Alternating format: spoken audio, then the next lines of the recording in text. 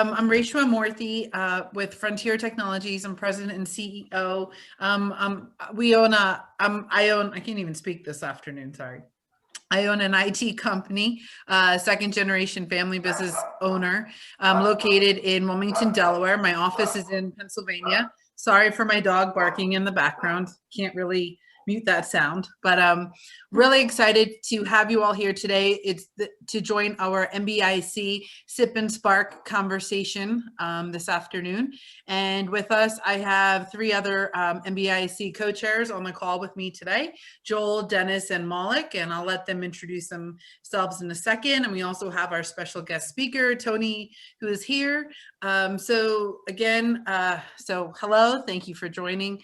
And you know, the purpose of the MBEIC is to really create collaboration. And we want to create collaboration with other MBE business owners here, and then also to create more collaboration with the corporations. And then we're also here to help you with any challenges that you might be having, whether it's business challenges, different things like that. And, you know, you have myself here, been in the industry for about 15, 20 years. I also have three other people on the call, like I mentioned earlier. And also you have your cohorts as well. And it's a time for us to collaborate and talk. And we hope that you can really find this session positive and helpful, and also just a really good networking session while you get to enjoy having some wine or cocktail or whatever cocktail of your choice. And so with that, that's what we're going to talk about. What'd you say? I thought we were going to talk about what we're drinking. Well, we are. I'm going to let Tony do that very soon. But with that, I'm going to see if Joel, if you don't mind just quickly introducing yourself, and then I'll go to Dennis and then Malik, just so you know. Sure. I'm Joel Burstein. I am the vice chair for Western Pennsylvania. I live in Pittsburgh. I own and founded a business called Keep It Simple Training and Development, and we specialize in sales, business development, leadership, management, negotiating, customer service, training, pretty much anything where two people have to talk to each other. We do it. And we also do a lot of consulting and strategy work, helping organizations define directions they want to go in. Dennis? Yeah, hi, I'm excuse me, Dennis Garrett, and my company is Blue Lake.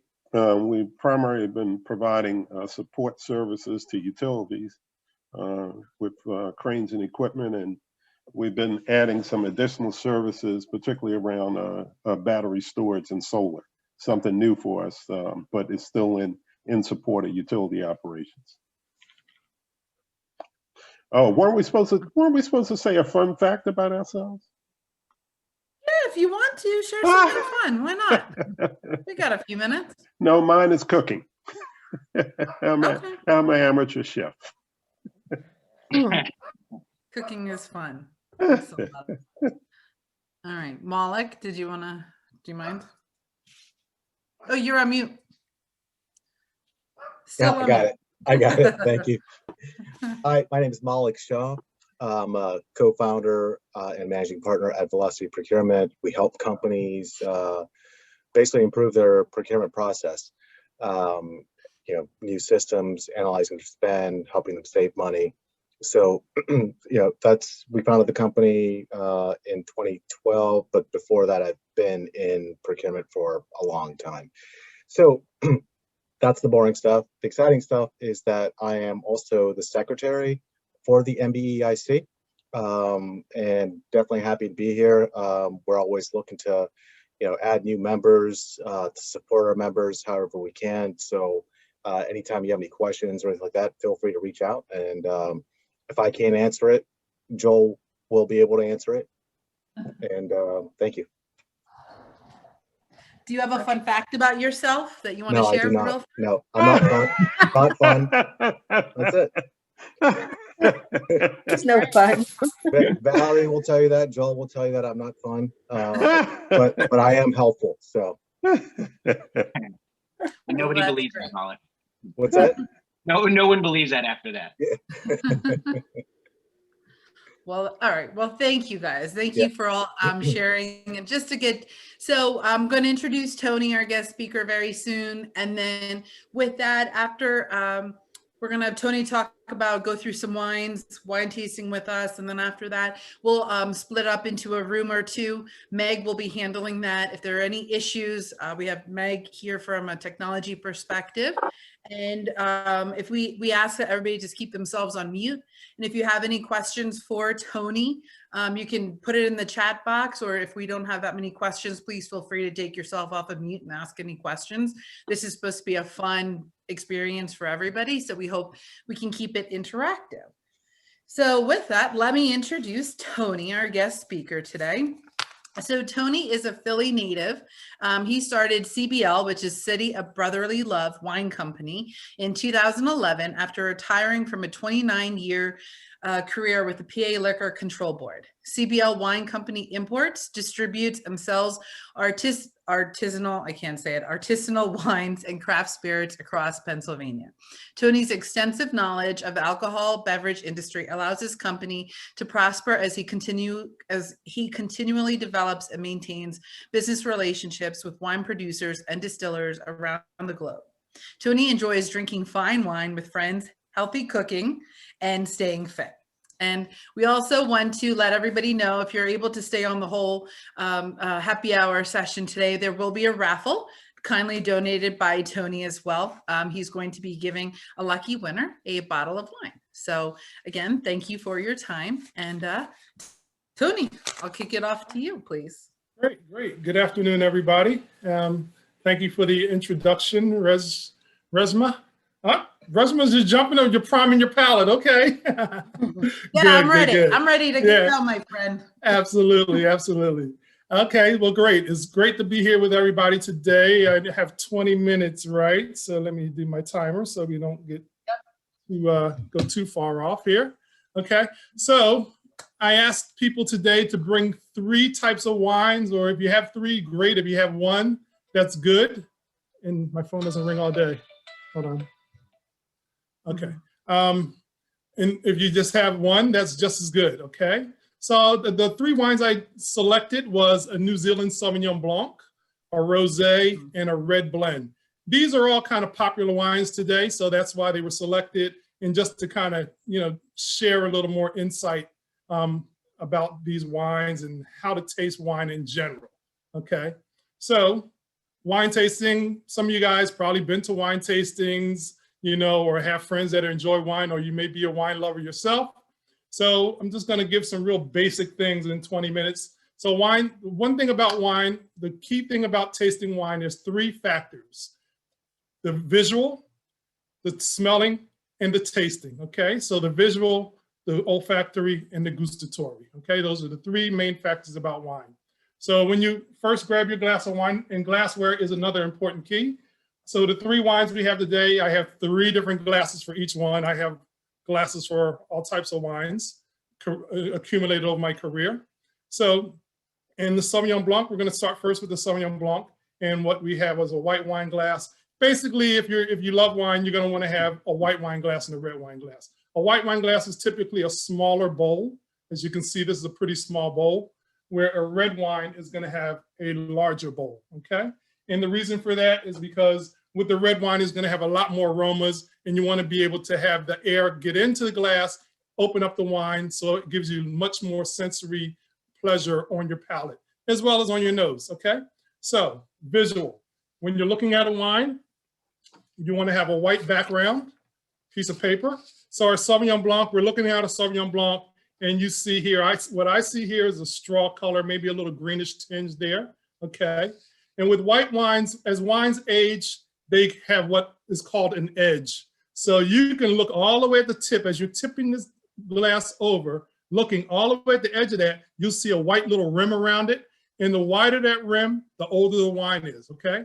As white wines age, they get golden in color, okay? And as red wine age, they get lighter in color, okay? So you got the visual. You looked at, green color or straw, that's your color. Next thing is smelling.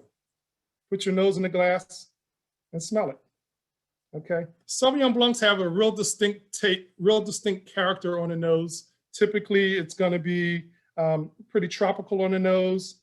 Gooseberry is what is described. Other people have other names for it. It can smell like, you know, what we say cat pee, cat spray or something like that, but it's typically more friendlier to call it gooseberry. So gooseberry, tropical notes. A lot of times when I'm smelling wine, I'll close my eyes and open my mouth because the less senses that are active can focus everything on your nose. And just put your nose in there and smell it. Okay, you do that. Swirl the glass. Next thing is swirling. And everybody knows how to swirl a glass. Okay, when you swirl, you're letting oxygen into that wine, and you smell it again, and it's going to be much more pronounced in flavor and on your nose. Okay. If everybody's tried that, okay? I swirl water, I swirl everything, you know, juices, I swirl everything. It's just a nature of my life, but definitely you want to swirl. And what you'll notice a lot of times when you open a glass of wine, open a bottle of wine and pour it in the glass, it's going to develop in the glass. As you're sitting there drinking that glass or you're drinking that bottle over 20 minutes. I was going to say drinking a glass is 20 minutes. A glass is like 5 minutes. But as you're drinking that bottle, you're going to notice it's changing because air has hit it. It's opening up, what we call opening up. Okay. So we've visualized, we smelled it, and now here comes the tasting. And it's not just about putting it on your palate and swallowing it down. You want to let it kind of sit on your palate, and what we do, and I'll show you. Suck air into your palate. That way you can get all the aromas, all the flavors of the wine on your sensory parts of your palate, okay? Salt, bitter, sour, sweet are the 4 senses that your tongue picks up. And so you're gonna grab all of that when you hit the wine, when the wine hits your palate. So again, pull air in, let that wine open up on your palate, and then you can ingest it, okay? That way you're really enjoying and savoring that wine. You know, I meet with restaurants and so on, and you know, you say, oh, I might meet with a restaurant and drink and taste 7 different wines. We're spitting wines. You go to a wine tasting event and there's 100 different wines there, you're tasting and spitting. So never feel obligated to ingest wine all through the course of a day or through the course of an event, okay? So Sauvignon Blanc, this wine is really good with salads because wine definitely goes with food, okay? I mean, a lot of people, we drink wine alone, but wine is meant to pair with food. So, because it definitely changes the character of the wine. So Sauvignon Blanc, you want to have a Sauvignon Blanc with a salad, with a piece of fish, something that's gonna stand up to the acidity that's in that white wine. Because as you drink that wine, you feel that little kind of sourness, tartness on your tongue. That's the acidity in the white wine, okay? White wines are known for having acidity, okay? So that's that. Let's move on to our rosé. Rosés are very popular, you know, everyone loves rosé. Guys, you know, we kind of feel rosé is a little more feminine. I don't want to drink rosé because the girls drink it. But, you know, it's okay for guys to drink rosé too, you know. It's nothing wrong with it. I enjoy like certain rosés I can enjoy. I'm more of a red wine drinker, but every now and then I'll open up a rosé. So here's rosé. Very popular, like I said. Rosé, let me just back up again to the Sauvignon Blanc and tell you about traditional Sauvignon Blancs, because pretty much all wines are emulated from a part of Europe, typically Western Europe, Italy, France, Germany. Sauvignon Blanc's grape is typically from Bordeaux. That's where it kind of originates from. So Bordeaux is white Bordeaux, okay? And then up in northern France, Loire Valley, you get Sauvignon Blancs there, Pouilly Fumés and Sancerres. That's Sauvignon Blanc. And then everyone else around the world, New Zealand, Australia, United States, Chile, they're all trying to make it in that style of that Western European, of that French style. Even though terroir is different, climate is different, that's what basically that's the focal point of where they're coming in, or the footprint of what they're trying to come from, okay? All right, so let's back to rosé. So rosé is when you go to south of France in Provence, the Côte Bleue, down in southern France, that's where rosé really emanates from. Down there, they have certain laws on how rosé is produced, okay? Different quality levels of rosé, okay? Rosé can be produced from any kind of grape, any kind of red grape from all around the world. Everybody makes rosé. The rosé I have today is a Mexican rosé. and it's from the Cabernet Sauvignon grape. So rosé is 3 different ways of producing rosé.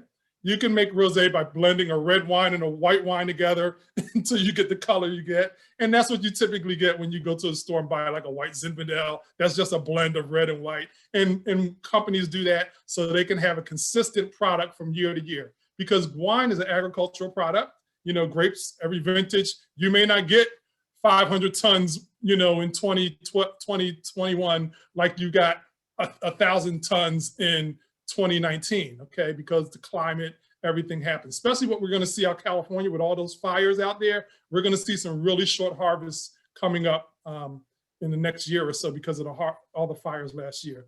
And even in like, I think it was 2018, some of my wines came out of California and I'm smelling like, oh, it's really smoky, you know, because actually the smoke from the fires gets on the grape skins and it impacts the grape. So one of my winemakers said, oh yeah, we used extra toasty barrels that year. I'm like, yeah, okay, buddy, tell me, you know, just sell me anything, right? But it happens, wine's agricultural. So rosé, blending red and whites, that's the least inexpensive way. Second way is, again, these red grapes. Inside the red grapes, you have white flesh. So they're pressing the grapes off the white flesh, and then they're letting those red skins soak on that white juice until they get the color that they want. It's called extraction. Once they get that extraction that they want, they drain off the juice, and now you have your rosé, okay?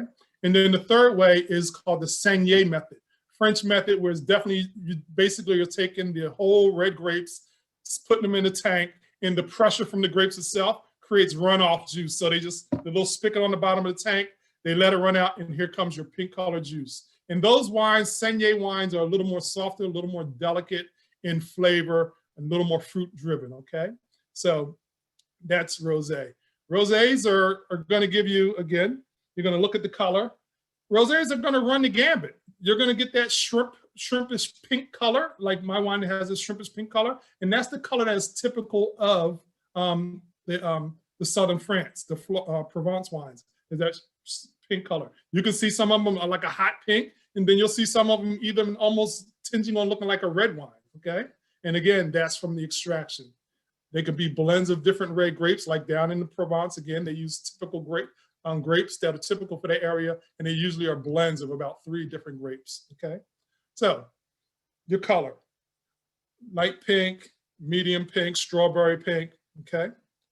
On the nose, you're gonna pick up notes of little strawberries, raspberry. Sometimes you get tropical notes, maybe like banana or pineapple you might pick up out of there too, okay? And then of course you're gonna swirl. Go back, flavors are much more pronounced again. And then here comes the gustatory, put it on your palate.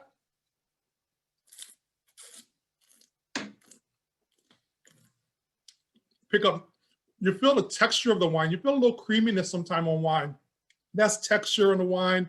Something like this rosé, you're gonna pick up little strawberry notes, little raspberry notes there, and a little soft touch of acidity as it runs down your palate, okay? You take rosés, I love rosés when I got the grill fired up, just putting some grilled veggies on the grill, some seafood on the grill, you know, just really great with grilled foods. I like it for Mexican, Spanish tapas, things like that, just small plates, really good for that. Or just drinking it alone. Rosé is just really, really casual, really simple wine to be enjoyed, have a lot of fun with, okay? And again, you know, I have really complex rosés that like are really intense. And that's the kind of like, you know, as a guy, like me and my buddy will sit around and drink really good rosés like that, okay? But again, they're for drinking all the time, anytime, okay? And then here comes our red wine, you know, in high school, but in college, you know, we all start out drinking like, you know, sweet wines, Boone's Farm, and back in my day, Boone's Farm, and, you know, all those type of wines. And you never would think like you would graduate and become like a big red wine drinker. Now you couldn't even give me that kind of stuff. You know, it's like, you know, I'm not a wine snob. I taste everything, but I do have my preferences. But my preference is a nice big red wine, you know, and that's what we graduated to over the years. So I say people, that's why I don't knock people for drinking like an Arbor Mist or a wine cooler, because eventually they're going to progress up to drinking something much more serious. you know, I would hope and think. Okay, so the red wine I asked today was a red blend, and the reason why I say that again, that type of wines are much more popular today, but the traditional and origins of red blends are Bordeaux wines. Okay, France, central France, northern central France, Bordeaux. The typical grapes of Bordeaux are Cabernet Sauvignon, Merlot, Cabernet Franc, Petite Verdeaux, sometimes a little bit of Malbec. And Malbec, everybody knows Malbec from Argentina. And now Argentina kind of put Malbec on the map, but Malbec is from Bordeaux, okay? And again, up in northern France, where they call it Côte, C-O-T, it's called up there. So, again, these are wines where this is where you're going to start seeing some oak come into play. Typically, red wines are going to be having some oak age on them, you know, to kind of give us some complexity, to kind of soften it down. Because like white wines have acidity, red wines have what we call tannins, okay? Tannins are like the tea without sugar, okay? So that's what you're going to get.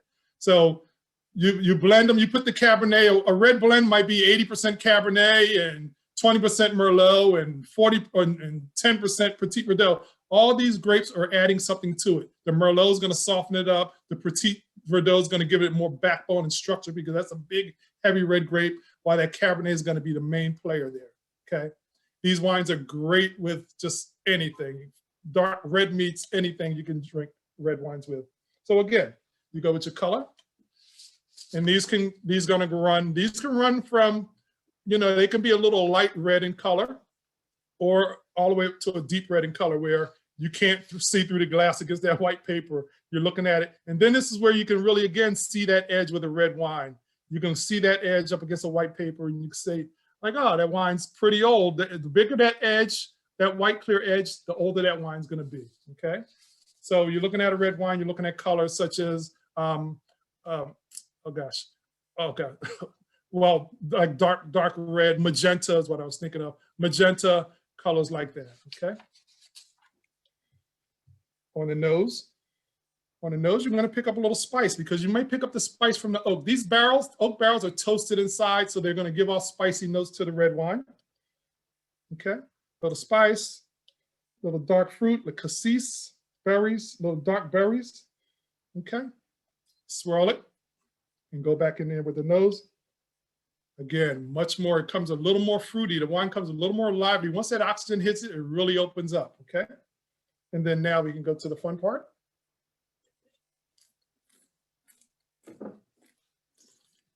That gustatory, wow.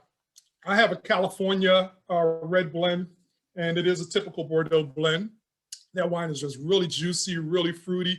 And one thing you'll know, I'm mentioning briefly, is terroir. Terroir comes into play. Again, that's a French word. French wines, old world wines, all European wines are considered old world wines. Terroir comes into play because they're going to be less fruity, less, you know, more, I hate to say more of a challenge to drink. Where California wines, they got all that sunshine coming in all the time. So their wines are going to be a lot more fruit forward, a lot more friendly, okay? So again, typical style, this is a typical Bordeaux varietal, what may be called a Meritage. But also now what we're seeing are a lot of red wines. They're using grapes, Zinfandel, they're using all different kind of red grapes to blend in to make their blend. Again, they want to have a consistent type of wine every time, every year.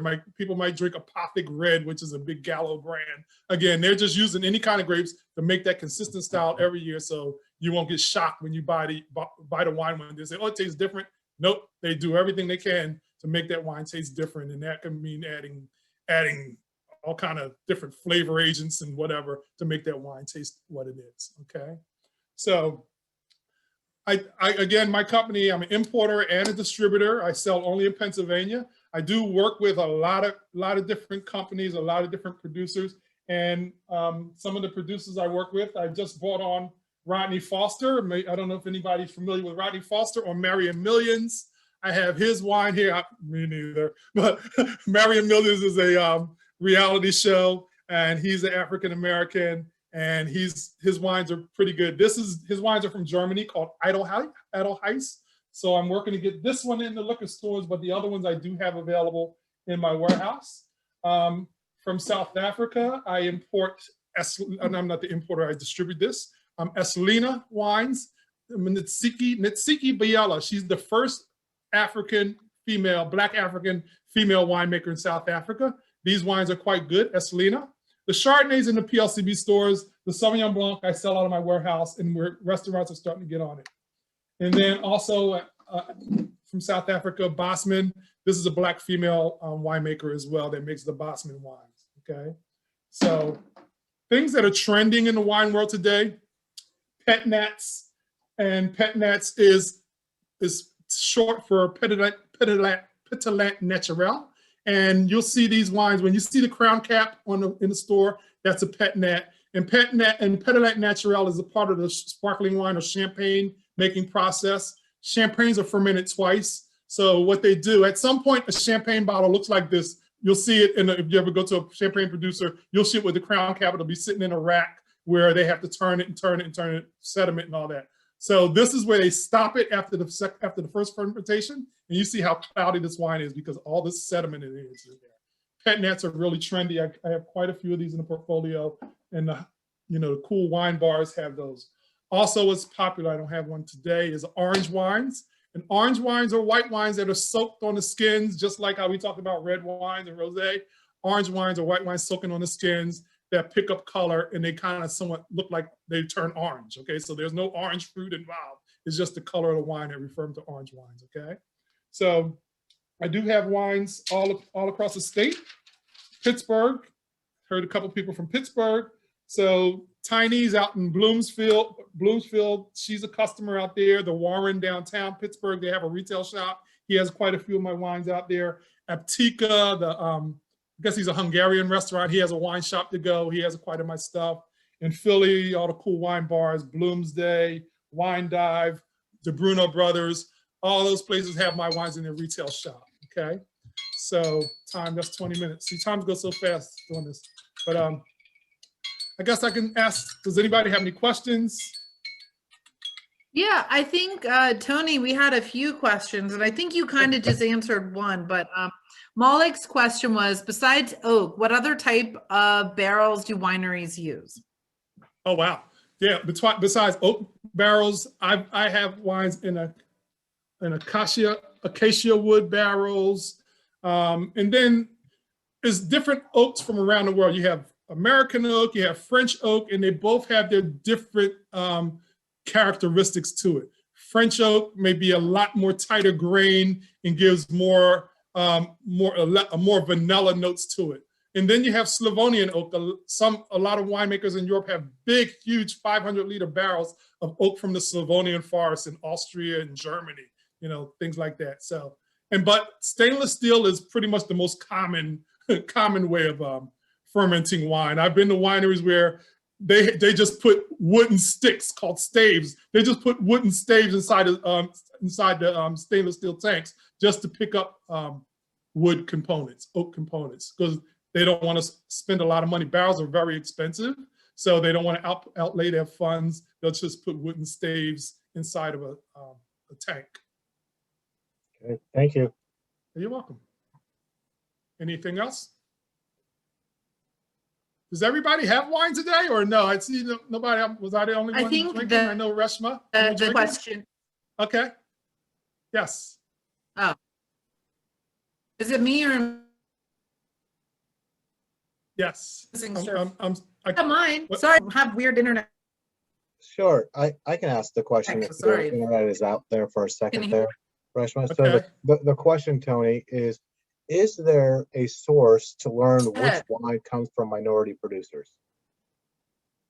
Yeah. There's because more and more, like I think it's called Black Girl Magic. I know the liquor stores have that. Yeah, you just Google now because there's a lot of them. Like my day back at the liquor board, I was really that's something I really strove to do, is bringing African American winemakers into stores.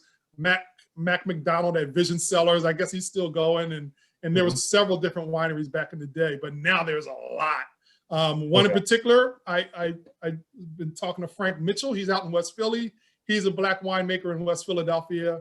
I'm going to be meeting with him next week and see how we can work together and do some things. But yeah, there's a lot more now than it used to be. So it's just probably a quick, easy Google to find. Okay. And distilleries too. Actually, there's quite quite a few good distillers. Actually, in Delaware, I met a guy from Delaware, a black guy from Delaware that's distilling some stuff. He had a bacon vodka. Like, okay, so yeah. All right, thank you. Okay, And I think the next question is from Camille. He'd like to know, your personal take on unoaked wines.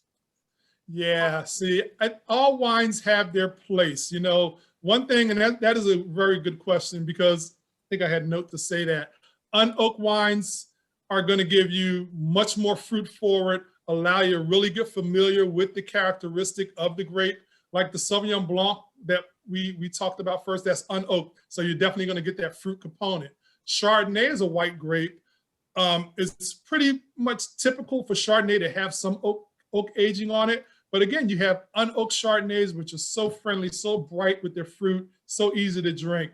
And it's just when you start getting into red wines that are unoaked, like a Cabernet, it's probably not its best when it's unoaked, because it needs something to kind of tame those tannins. But then you can get lighter style red wines, such as a Beaujolais, that out of the Gamay grape, and that's a lighter, softer grape. It doesn't necessarily need oak to calm it down. Oak just kind of maybe adds different nuances to its flavor. Okay, so yeah, unoaked wines are definitely fine. Good, thank you. Yeah, I think that's all the questions that we have right now. Reshma, I'm going to turn it back to you. Okay. Thank you.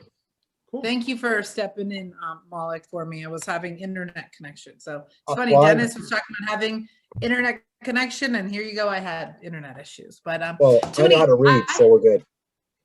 Okay. Tony, I had a quick question real fast, and then before we break out to our rooms, you mentioned the Petite Verdeaux. So that's, can you talk a little bit more about that blend? I had questions about that. Yeah, Petite Verdeaux is a grape varietal. Okay. Okay. It's grown all around the world. Again, Bordeaux, but you have Petite Verdeaux out of California and, in South America and Eastern Europe. So it's a really big, dark grape. Very rarely will you find it on its own. Very rarely will you walk into a wine shop and see a bottle with Petite Verdeaux on it. But there are those produced because it's such a massive grape. So Petite Verdeaux is going to have something in this. It wouldn't be a 100% Petite Verdeaux. It'll be 85% Petite Verdeaux, and there's some other grapes in there to kind of soften it down again. Yeah, it's a very big grape. I would drink something like that with, grilled foods, red meats, things like that. Yeah. Okay. I know that one Petite. I don't know if that's part of Petite Verdeaux. Petite has some Petite Verdeaux, Petite Syrah. That's why they call it Petite. I know Got it. Well, that makes sense. Yeah, that's why it's called Petite. Cool. Syrah, Petite Verdeaux. Okay. All right. Well, do you have time for one more question? Because I saw one more question come through. Yeah, sure. Yeah. Okay. So Dennis asked, what about wine that is aged in brandy barrels? Yeah, that's kind of the thing that's been coming on the past couple of years. I'm not a snob. All wine has its place. If people want to buy wine that's been put in brandy barrels, more power to them. Hopefully they'll progress on past that and drink something that's been aged in wine barrels. I've never had a wine that's been aged like that, and but hey, as long as people are drinking wine, I'm all happy. I'm all good for that. I really can't speak because brandy is a grape for one. Well, brandy comes from grapes or fruit. That's typically brandy. That's what brandy is produced from. So therefore, you do have that kind of symmetry between the grape wine, the wine, and the barrels. But again, that alcohol strength of the barrel, that's the alcohol of the brandy that's kind of permeated into that wood, that I think kind of may kind of adulterate the wine from getting you're feeling the true sense of what that wine can provide you. And they're probably not putting the best quality wines in those barrels neither too. So you're not going to pay like $50 for a wine that's been coming out of brandy barrels. That's the thing. They're the more or less expensive wines. Okay. Mm-hmm. But again, great wine. They are. I like that one, something Brothers, and they have the bourbon barrel aged wine, the Cabernet. Yeah. I forget. They have really good ones. So I really like theirs, and it's strong. It's oakier, is what I've seen. Yeah. Absolutely. And then Camille also asked if you don't mind in the chat, if you can share the name of the black distiller in Delaware. I don't know. I met him a few years ago, and I have not seen him since. I don't even want to guess what his name is, but yeah, he was out of Delaware. Yeah, and it's actually Okay. a black winemaker in New Jersey too that I met him one time a couple of years ago. Yeah, but Okay. All right. a lot of people I just meet and don't keep up with.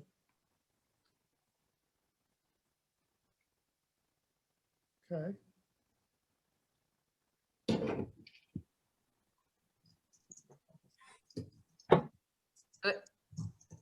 Let's see. Okay, I'm going to stop my video because I think I'm having connection issues. So, all right. So with that, I think there's a few more questions, but I know we're running out of time. But do you want us to keep asking you, Tony, or? Yes, absolutely. I'm here. Okay. All right, cool. We'll take these last two questions and then. Hey, Tony, I think we lost Resh. It's Paul. So thank you everybody for. Yep.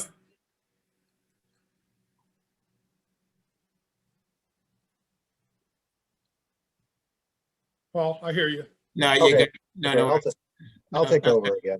And then, You can- oh yeah, unless you want to do it, it's up to you, Paul.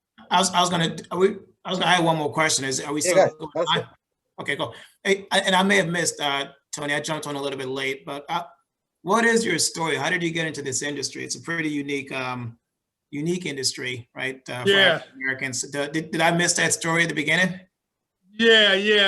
True. Reshma kind of read my bio, but Don't my worry about background that. is are you from Pennsylvania? Where you at, Paul? I am, but I won't hijack the call if you already shared that story. Okay, no. Just I could real brief. In Pennsylvania, it's the Liquor Control Board, the state liquor stores. So I started working there, like my second year out in college. I started working there, and I just stayed. I stayed, and I didn't and I progressed up the chain, and became the manager for the whole state of wine buying for the whole state in their central office here in Harrisburg, where I am now. And 29 years later, I retired and started my own company. So all my connections that and knowledge that I gained working for them for 29 years, I started this company, and now we're 10 years in, and we're constantly growing. I'm getting new suppliers, and old suppliers come, suppliers go, but the company's doing quite well. And I focus just on Pennsylvania. Tony, how can our council help you or support you? I'm not sure how much work you're doing with us, whether the MBEs or the corporate members. Is there anything that you have active opportunities with us right now, or nothing? Yeah, I mean, I enjoy being. I think I've been a member since 2017, and a couple opportunities have come my way through the council. But yeah, there's always more because I know supermarkets and places like Aramark. They have a diversity program. And so things like that is definitely helpful. If we can help plug me closer into those buyers in those places, that's definitely a help. Okay. Cool. Awesome. I appreciate it. Thanks, Tony. Thank you. Thank you for asking that, Paul. All right. Well, I know I lost connection, but I don't know if you answered Daryl's question about your take on Concord Grape wines. I don't know if you. No, I did not answer Paul's about the Concord Grape. Is that the question? That's a question. Grape? So Daryl asked that. Yes. Okay. Concord Grape.